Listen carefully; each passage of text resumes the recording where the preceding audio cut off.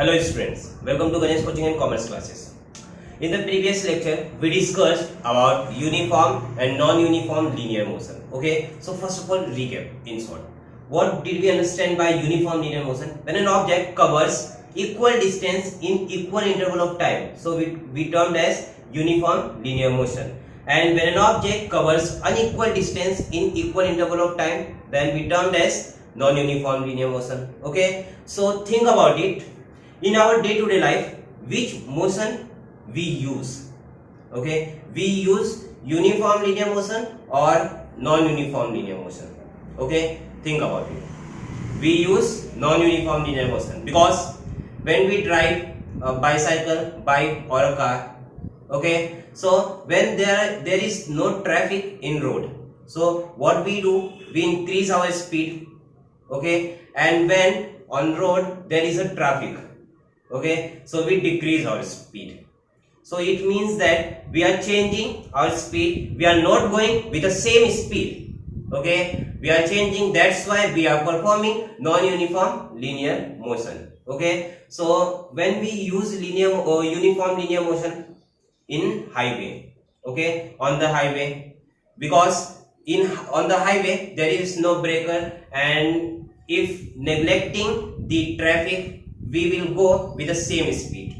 Okay, so at that time, for a small time, okay, for a small interval of time, we will perform uniform linear motion. But in day-to-day life, always we are performing non-uniform linear motion because it is safe for us. If we are driving in same speed in traffic area also, so we have to face the accident.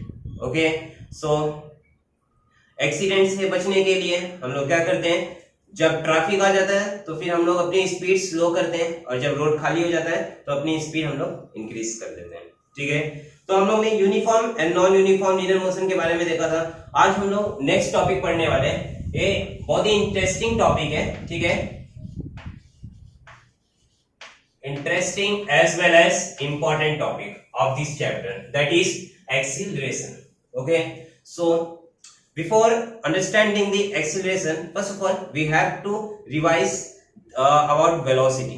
Okay, what we learn about velocity? Velocity is a change in displacement, okay, with respect to time. Means velocity को हम लोगों ने कैसा define किया था वहां पे, displacement upon time, change in displacement upon time. Okay, so velocity किस चीज के ऊपर डिपेंड करते हैं? दो चीजों के ऊपर. सबसे पहला डिस्टेंस के ऊपर, ठीक है, फिर दूसरी चीज क्या थी वहां पे, डायरेक्शन के ऊपर. ठीक है, वेलोसिटी के अंदर डिस्टेंस मींस लेंथ और डायरेक्शन दोनों भी इंक्लूड होते थे. तो वेलोसिटी को हम लोग दूसरे वे में और कैसे डिफाइन कर सकते हैं? Rate of change of displacement. ठीक है, सो वैसे ही यहाँ पे एक्सीलरेशन है. वेलोसिटी को हम लोग ने क्या बोला था? Displacement upon time. So acceleration को हम लोग यहाँ पे क्या बोलने वाले हैं? Change in velocity upon time. ठीक है, in the case of velocity, ठीक है, हमने क्या लिखे थे? Change in position. ठीक है, अगर पोजीशन चेंज होगा तो कुछ ना तो कुछ लेंथ ट्रेवल करेगा. ठीक है, तो उसी लेंथ को हम लोग ने वहां पे क्या बोला था? डिस्प्लेसमेंट. ठीक है, shortage distance between initial and final position upon time. ठीक है, सो वैसे हम लोग यहाँ पे डिफाइन कर रहे हैं acceleration. Acceleration is a change in velocity with respect to time. ठीक है, तो एक्सीलरेशन को यहाँ पे हम लोग दो मेथड में डिफाइन कर सकते हैं. फर्स्ट उसका डेफिनेशन क्या है? Change in velocity with respect to time. ठीक है, जब भी अपॉन आएगा तो हम लोग उसको दो नेम से बोल सकते हैं. सबसे पहला क्या है? With respect to. ओके, और दूसरा एक्सीलरेशन का easy definition, rate of change of velocity. ठीक है, दो डेफिनेशन है इसके. सबसे फर्स्ट वन क्या है? Change in velocity with respect to time. ठीक है, second definition rate of change of velocity. ठीक है, सो यहाँ पे रेट क्या आ गया? कोई यहाँ पे प्राइस है क्या? रेट? नो. फिजिक्स में जब भी रेट आएगा, ठीक है, फिजिक्स में जब भी रेट आएगा तो हम लोग को क्या समझ रहे हैं? Divided by time. ठीक है, रेट का मीनिंग क्या होता है? Divided by time. तो जिस भी क्वांटिटी के अंदर, ठीक है, वो क्वांटिटी अगर टाइम से डिवाइड हो रही है तो हम लोग वहां पे क्या बोल सकते हैं, रेट ऑफ। ठीक है, हम लोग ने वहां पे क्या देखा था, वेलोसिटी वाले केस में डिस्प्लेसमेंट अपॉन टाइम था। ठीक है, चेंज इन डिस्प्लेसमेंट अपॉन टाइम, तो हम लोग वहां पे क्या बोल सकते हैं, rate of change of displacement. ठीक है, वेलोसिटी के केस में। स्पीड के केस में हम लोग ने क्या देखा था, वहां पे स्पीड डिस्टेंस अपॉन टाइम। ठीक है, तो वहां पे हम लोग क्या बोल सकते हैं, rate of change of distance is called as speed, rate of change of displacement is called as velocity, rate of change of velocity is called as acceleration. तो एक्सीलरेशन को हम दो वे में डिफाइन कर सकते हैं, first one change in velocity with respect to time and second one rate of change of velocity. ठीक है, चलो ये तो हम लोगों ने थियरी पार्ट देख लिया। ठीक है, सो एक्सीलरेशन हम अपने डे टू डे लाइफ में कब फील करते हैं। ठीक है, अगर कंसीडर करते हैं हम लोग कार में बैठे हैं।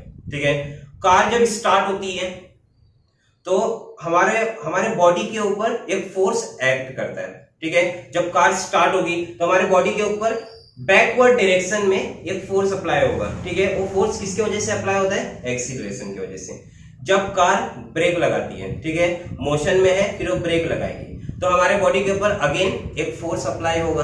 ठीक है, वो फोर्स किस डायरेक्शन में रहेगा, जब स्टार्ट हुआ तो फोर्स पीछे के डायरेक्शन में था, बैकवर्ड डायरेक्शन में, लेकिन जब ब्रेक लगाएगा, ठीक है, कंसीडर करो अभी मैं कार में बैठा हूं, जब ब्रेक लगेगा तो आगे की तरफ मैं मूव कर जाऊंगा, किसके वजह से, एक्सीलरेशन की वजह से। ठीक है, थर्ड केस, जब टर्निंग पॉइंट आता है। ठीक है, ये टर्निंग पॉइंट वाला हम लोग एग्जांपल कब देख सकते हैं, बस में, जब हम लोग बस के अंदर बैठे हैं। ठीक है, सब जब बस टर्न करती है, ठीक है, अगर कंसीडर करो वो लेफ्ट डायरेक्शन में टर्न कर रही है, ठीक है, बस है लेफ्ट डायरेक्शन में टर्न करे तो हम लोग किस डायरेक्शन में मूव करेंगे, राइट डायरेक्शन में। ठीक है, जब बस राइट डायरेक्शन में टर्न करेंगे तो हम लोग किस डायरेक्शन में मूव करेंगे, लेफ्ट डायरेक्शन में। ठीक है, सो ये किसके वजह से होता है, ये फोर्स किसके वजह से होता है, क्योंकि हमारे ऊपर अपोजिट डायरेक्शन में फोर्स अप्लाई होता है, और ये फोर्स कौन अप्लाई करता है, एक्सीलरेशन। ठीक है, अब एक एग्जांपल कंसीडर करते हैं, इस पिक्चर को हम लोग पहचानते हैं, क्या है ये, जायंट व्हील। ठीक है, full name giant Ferris wheel.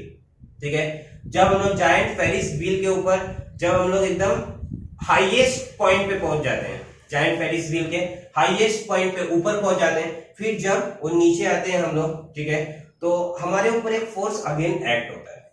वो फोर्स कैसा एक्ट होता है, अपवर्ड डायरेक्शन में। ठीक है, तो किसके वजह से होता है, अगेन एक्सीलरेशन की वजह से। तो एक्सीलरेशन हम अपने डे टू डे लाइफ में काफी टाइम्स इसको फील करते हैं। ठीक है, सो अब देखना है एक्सीलरेशन कब कि कौन से केस में अप्लाई होता है। ठीक है, तो वहां पे 3 केस है, एक्सीलरेशन को अप्लाई होने के लिए वहां पे 3 केस है। फर्स्ट वन,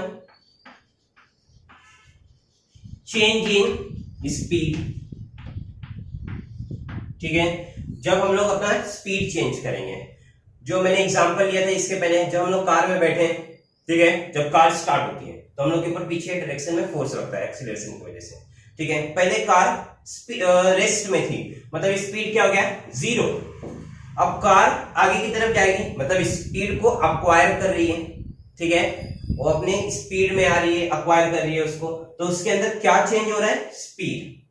ठीक है, तो इसीलिए हम लोग को बैकवर्ड डायरेक्शन में फोर्स लगता है। ठीक है, तो फर्स्ट केस कब हम लोग एक्सीलरेशन को फील कर सकते हैं, जब चेंज इन स्पीड होगा। ठीक है, इसमें 2 एग्जांपल हमने उसमें कवर किए थे। फर्स्ट एग्जांपल क्या था, जब गाड़ी स्टार्ट होगी, कार जब स्टार्ट होगा। ठीक है, सेकंड वहां पे क्या था, जब कार ब्रेक मारेगा तो हम लोग को आगे की तरफ फोर्स लगेगा।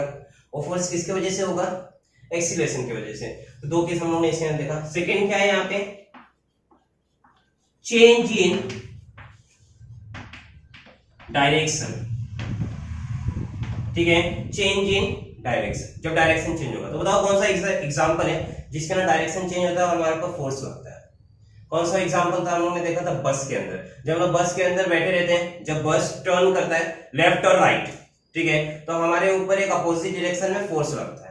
वो किसके वजह से होता है, एक्सीलरेशन की वजह से। कब एक्ट होता है, चेंज इन डायरेक्शन की वजह से। ठीक है, राइट साइड में बस जाएगा तो हम लोग लेफ्ट साइड में जाएंगे, लेफ्ट साइड में बस जाएगा तो हम लोग राइट साइड में जाएंगे। ठीक है, एक्सीलरेशन की वजह से। और थर्ड केस क्या है यहाँ पे, ठीक है, हम लोग ने एक को लिया। फर्स्ट केस में हम लोग ने चेंज इन स्पीड लिया, सेकंड केस में चेंज इन डायरेक्शन लिया, थर्ड वाले केस में हम लोग ले रहे हैं change in speed as well as direction.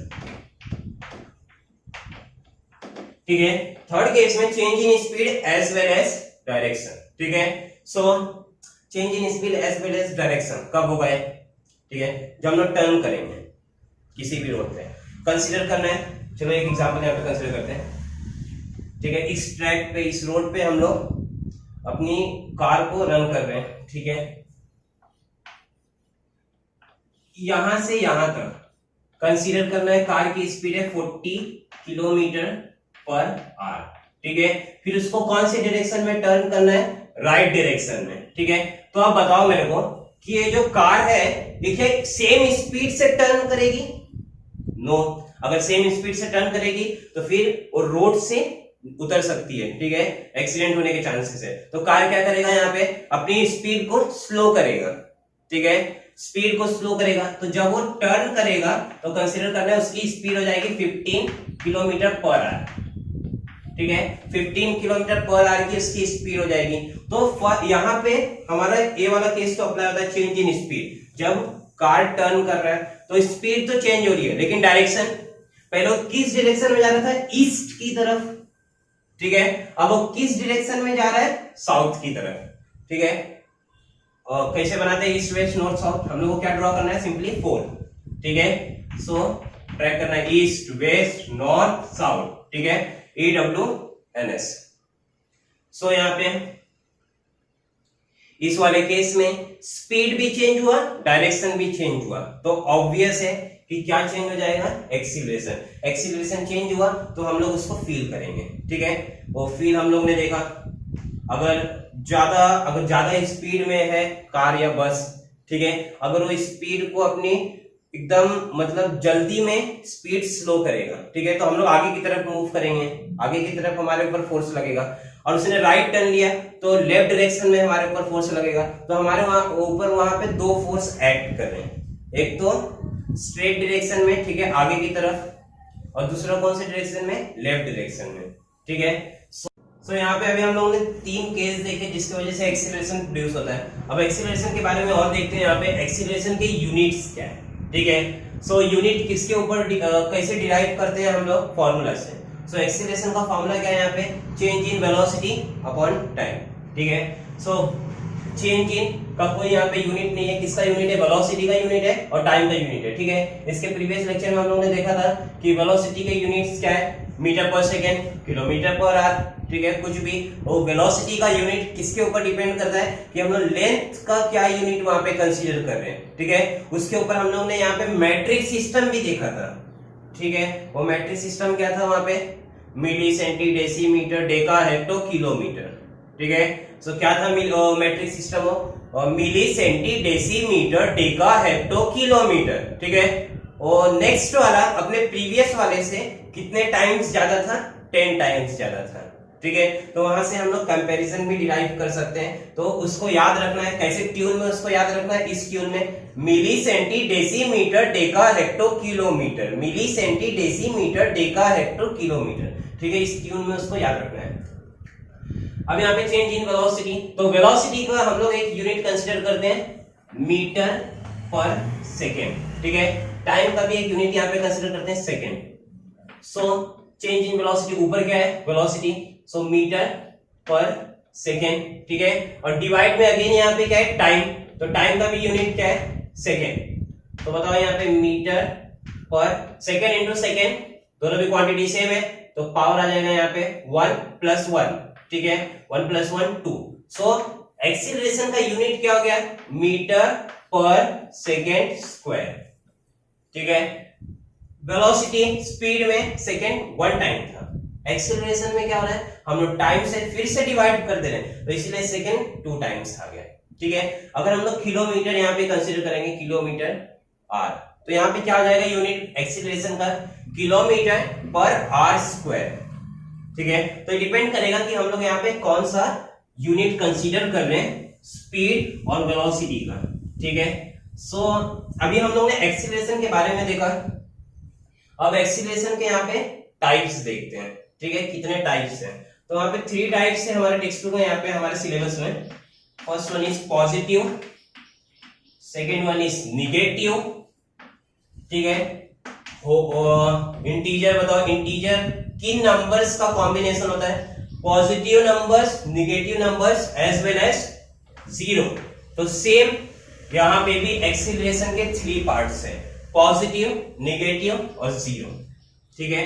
Positive का मीनिंग हम लोग जानते हैं प्लस, निगेटिव का मतलब जानते हैं माइनस, जीरो का मीन्स जीरो, कुछ नहीं, ठीक है। सो अब डिफाइन करना होगा कि what is mean by positive acceleration, ठीक है। सो पॉजिटिव का मीनिंग क्या? प्लस। तो अगर हम लोग वेलोसिटी के टर्म में देखें तो वेलोसिटी का प्लस होना इसका मतलब क्या? कि वेलोसिटी का इंक्रीज होना, ठीक है। जब वेलोसिटी टाइम के रिस्पेक्ट में इंक्रीज होगी तो उसको हम लोग क्या बोलेंगे? पॉजिटिव एक्सीलरेशन, ठीक है। सो पॉजिटिव एक्सीलरेशन को हम लोग कैसे डिफाइन करेंगे? Increase in velocity with respect to time, again one time, increase in velocity with respect to time is called as positive acceleration, ठीक है। नेगेटिव एक्सीलरेशन माइनस, ठीक है, उसमें इंक्रीज हुआ था तो इसमें क्या होगा? डिक्रीज होगा। वेलोसिटी का डिक्रीज होना है किसके रिस्पेक्ट में? टाइम के रिस्पेक्ट में, ठीक है। So define negative acceleration here, decrease in velocity with respect to time here, ठीक है। Again one time, decrease in velocity with respect to time is called as negative acceleration, ठीक है। So positive acceleration देखा, negative acceleration देखा। Positive में increase था, ठीक है, नेगेटिव में डिक्रीज था, ठीक है। So positive acceleration, positive acceleration को हम लोग क्या बोलते हैं? नॉर्मली एक्सीलरेशन, ठीक है। नेगेटिव एक्सीलरेशन को हम लोग क्या बोलते हैं? डेसिलेशन, क्योंकि यहाँ पे क्या हो रहा है? वेलोसिटी डिक्रीज हो रहा है, ठीक है। तो हम लोग नेगेटिव एक्सीलरेशन को दूसरे नाम में क्या बोलेंगे? डेसिलेशन, ठीक है। अब आ गया जीरो, मीन्स क्या? Zero velocity. तो इसका मीनिंग क्या? कि रेस्ट में आ जाए, ठीक है, वो भी एक केस है। जीरो एक्सीलरेशन का मीनिंग क्या? जब वेलोसिटी चेंज नहीं होगी, ठीक है, जब वेलोसिटी चेंज नहीं होगी। वेलोसिटी कब चेंज नहीं होगी? Again one time, velocity change कब नहीं होगी? जब स्पीड चेंज नहीं होगा, ठीक है, और डायरेक्शन चेंज नहीं होगा। जब स्पीड और डायरेक्शन दोनों भी चेंज नहीं होगा, ठीक है, तो वेलोसिटी चेंज नहीं होगी। अगर वेलोसिटी चेंज नहीं हुआ तो एक्सीलरेशन चेंज नहीं हुआ, ठीक है। तो उसी एक्सीलरेशन को हम लोग क्या बोलेंगे? जीरो एक्सीलरेशन, ठीक है। पॉजिटिव वाले में हम लोग ने बोला था increase in velocity with respect to time, negative वाले में बोला decrease in velocity with respect to time. Zero वाले में क्या बोल सकते हैं? No change in velocity with respect to time is called as negative zero acceleration, ठीक है। एग्जांपल देखते हैं जीरो एक्सीलरेशन के, ठीक है। यहाँ पे जीरो एक्सीलरेशन इसके ऊपर डिपेंड नहीं करता कि तुम कितने स्पीड से मूव कर रहे हो। अब दो एग्जांपल लेते हैं, राजू और काजू का, ठीक है। सो राजू और काजू का एग्जांपल लेते हैं। कौन कौन उसके अंदर घूमने वाला था? काजू, ठीक है। सो अब दोनों जन बड़े हो गए। काजू किससे जा रहा है? साइकिल से, ठीक है। राजू ने अच्छी तरीके से पढ़ाई किया, ठीक है, उसने अपनी ये खुद की पर्सनल जेट खरीदी, ठीक है, एरोप्लेन। तो अब वो किससे जा रहा है? एरोप्लेन से। तो अब बताओ, दोनों ने अपनी स्पीड को कांस्टेंट रखा। काजू भी समझ लीजिए कि वहां पे 10 किलोमीटर पर आवर की स्पीड से जा रहा है, ऐसा एज्यूम करना है, और राजू 500 किलोमीटर पर आवर की स्पीड से जा रहे हैं। दोनों जन भी अपना स्पीड चेंज नहीं कर रहे, ठीक है। सो अब उसमें उन लोग कौन सा एक्सीलरेशन परफॉर्म कर रहे हैं? पॉजिटिव एक्सीलरेशन, नेगेटिव एक्सीलरेशन या जीरो एक्सीलरेशन, ठीक है। अगर उन लोग अपना स्पीड इंक्रीज करते हैं, ठीक है, so increase in velocity means positive acceleration हो जाता है। अगर वे लोग अपना स्पीड अपनी वेलोसिटी डिक्रीज करते हैं, ठीक है, तो decrease in velocity is called as negative acceleration. लेकिन इस केस में हम लोग ने क्या कंसीडर किया है? दोनों भी सेम स्पीड से जा रहे हैं, ठीक है, डायरेक्शन भी चेंज नहीं कर रहे, स्ट्रेट डायरेक्शन में जा रहे हैं, तो स्पीड भी चेंज नहीं हो रही है, डायरेक्शन भी चेंज नहीं हो रहा है। मींस क्या? दोनों जन का क्या कांस्टेंट है? वेलोसिटी कांस्टेंट है, ठीक है। सो वेलोसिटी कांस्टेंट है तो इसका मीनिंग क्या? दोनों भी सेम एक्सीलरेशन में, ठीक है, दोनों का भी एक्सीलरेशन वहां पे क्या है? Same, that is zero. तो जीरो कब होगा? जब कांस्टेंट होगा। क्या कांस्टेंट होगा? वेलोसिटी, ठीक है। When there is constant velocity with respect to time, this is called as acceleration. हम लोगों ने दो एग्जांपल तो कंसीडर कर ले, राजू और काजू का, ठीक है। अब कोई एक और बंदा है, उसका नेम नहीं देते यहाँ पे, ठीक है। वो बंदा अपने जगह पे खड़ा ही है, ठीक है।